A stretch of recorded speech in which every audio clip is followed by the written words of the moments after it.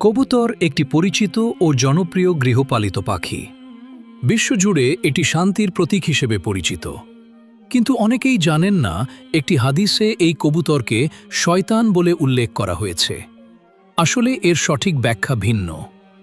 মসজিদুল হারামের আঙিনায় প্রবেশ করলেই দেখা যায় ঝাঁকে ঝাঁকে কবুতর। ধূসর পালক, নীল বা সবুজ আভাযুক্ত ঘাড়, এগুলো তাদের আলাদা সৌন্দর্য এনে দিয়েছে। খোলা জায়গায় তারা অবাধে বিচরণ করে এবং মুসল্লিদের সঙ্গেও বেশ অভ্যস্ত হয়ে উঠেছে। আশ্চর্যের বিষয় হল, তারা কাবা শরীফের চারপাশে উড়লেও তাওয়াফকারী বা মুসল্লিদের কোনো কষ্ট দেয় না। সারাদিন চত্বরে থাকলেও তারা মসজিদের ভেতরে বসবাস করে না, এমনকি রাতেও সেখানে থাকে না। আরও বিস্ময়কর বিষয়, বিভিন্ন রোগ ছড়ালেও এসব কবুতর আক্রান্ত হওয়ার ঘটনা খুব একটা শোনা যায় না। এই কবুতরগুলোর উৎপত্তি নিয়ে বিভিন্ন মত রয়েছে। কেউ বলেন এগুলো শাওর গুহায় বসবাসকারী সেই কবুতরের বংশধর, যারা হিজরতের সময় নবী সাল্লাল্লাহু আলাইহি ওয়াসাল্লাম ও আবু বকর রাদিয়াল্লাহু আনহুকে রক্ষা করতে গুহার মুখে বাসা বেঁধেছিল। আবার কেউ মনে করেন এরা আবাবিল পাখির বংশধর, যাদের মাধ্যমে আল্লাহ তাআলা আব্রাহার বাহিনীকে ধ্বংস করেছিলেন, যার বর্ণনা পবিত্র কোরআনের সূরা ফিলে এসেছে। এবার আসা যাক হাদিসের বিষয়ে।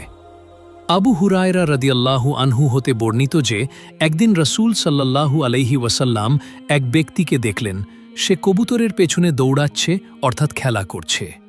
তখন রাসূল সাল্লাল্লাহু আলাইহি ওয়াসাল্লাম বললেন, এক শয়তান আরেক শয়তানের পেছনে ছুটছে।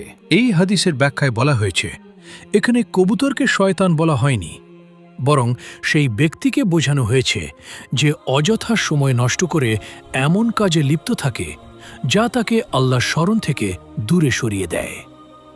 অপ্রয়োজনীয় কাজে বেশি সময় ব্যয় করলে মানুষ তার দায়িত্ব ও ইবাদত থেকে গাফেল হয়ে যায়। তাই আমাদের উচিত সময়কে সঠিকভাবে ব্যবহার করা এবং এমন কাজে নিয়োজিত থাকা যা দুনিয়া ও আখিরাতে কল্যাণ বয়ে আনে। আসসালামু আলাইকুম রহমতুল্লাহ বরকাতু। এটা একটি ইসলামিক চ্যানেল। এখানে নিত্য নতুন ভিডিও পাবেন। ইসলামিক ভিডিও পাওয়ার জন্য চ্যানেলটি সাবস্ক্রাইব করুন এবং পাশে থাকা বেল আইকনটি বাজিয়ে দিন। ধন্যবাদ আপনাকে উৎসাহিত করার জন্য।